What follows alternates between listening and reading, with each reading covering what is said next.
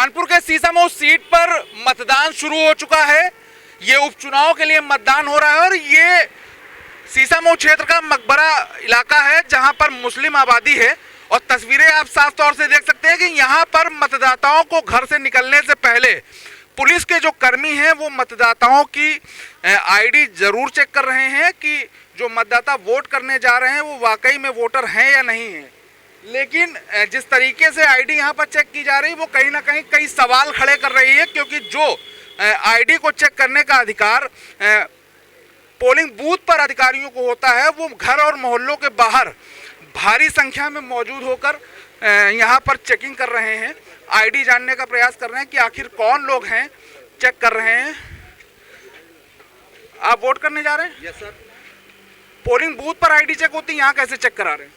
Sir अब अधिकारी अगर मांग रहे हैं तो दिखाना तो मेरा काम है ही है। नहीं, आपको अपने अधिकार की जानकारी नहीं है क्या?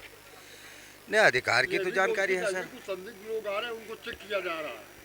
ये तो आप बताएंगे ना सर, ये तो आप बताएंगे, हम तो उनसे पूछ रहे हैं क्यों। तो अब ये शुभ नाम आपका? राकेश तिवारी जी बताइए, ये जो चेकिंग हो रही है ये किस तरीके के मतदान? क्योंकि फर्जी मतदान की आशंका है, फर्जी मतदान की आशंका है, इसके चलते पूरी आईडी और सब चेक की जा रही है। आइए जरा, मतलब फर्जी जो मतदाता हैं उनकी चेकिंग कर रहे हैं। किस तरीके से ये चेकिंग और लीगल है, ससम्मान जा रहे हैं। हम चेक नहीं किया जा रहा, सब हम कह रहे हैं सम्मान सही जा रहे हैं, सब वोट डाल रहे हैं। अरे बात तो हमारी आप सुनेंगे। फर्जी मतदाता की चेकिंग किस प्रकार से होती है, मतलब क्या आकलन होता है? आईडी हो, आधार कार्ड हो और ओरिजिनल पर्ची जो यहाँ बनती है वो होनी चाहिए।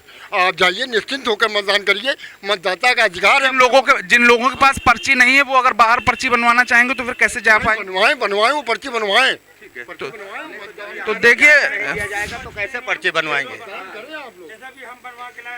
नहीं, अगर मान लीजिए यहाँ पर्ची नहीं मिल रही है तो वहाँ पर पहले ऐसा होता था कि जो भी मतदान कर्मी जैसे पीठासीन अधिकारी हुए हैं ना, वो लोग चेक करते थे। मतलब इससे पहले भी आपने कई चुनाव देखे होंगे, कई चुनाव में वोट किए होंगे, तो क्या इस तरीके की कोई व्यवस्था कभी रही है क्या? नहीं ऐसे। तो देखिए जिस तरीके से यहाँ पर चेकिंग हो रही, हालांकि पुलिस का ये दावा है कि ये जो फर्जी मतदाता हैं उनको लेकर ये चेकिंग की जा रही है, लेकिन सवाल कई हैं कि जो चेकिंग का जो जिम्मा है वो पोलिंग बूथ पर होता है और घरों के बाहर, मोहल्लों के बाहर पुलिस भारी संख्या में मौजूद होकर यहाँ पर मतदाताओं के आधार कार्ड, उनके वोटर आईडी कार्ड, उनकी आइडेंटिटी चेक करके ही उन्हें वोट करने की इजाज़त दे रही हो, तभी वो यहाँ से बैरिकेड को पार करके पोलिंग बूथ तक पहुँच पा रहे हैं। फिलहाल तमाम लोग हैं, तस्वीरें आप देख सकते हैं कि किस तरीके से, फिर चाहे महिलाएं हों चाहे पुरुष हों, ये मुस्लिम बाहुल्य क्षेत्र है और मतदान करने के लिए जा रहे हैं। फिलहाल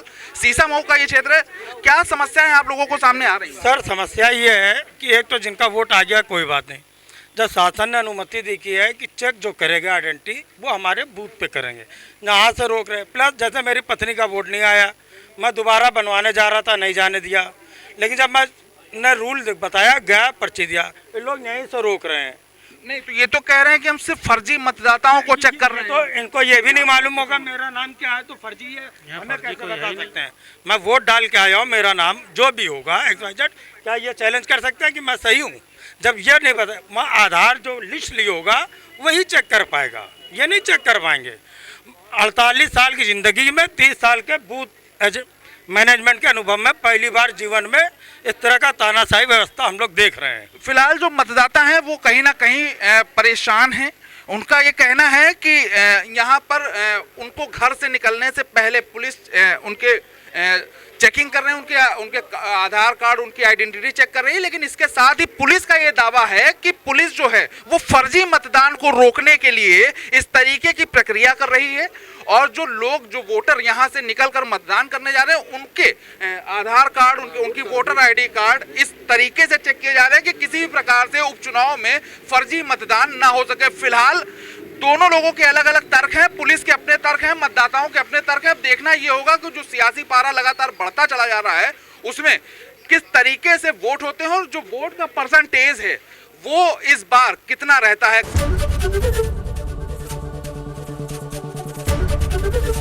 एबीपी गंगा, खबर आपकी, जुबान आपकी।